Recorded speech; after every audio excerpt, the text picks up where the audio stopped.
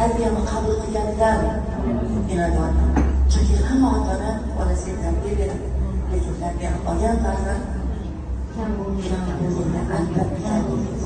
iloyim hammanglar farzandinglar orqasidan baxtlilarni ko'rib, inson nimaga yetishmasa o'shanga yetishsam baxtliman degan.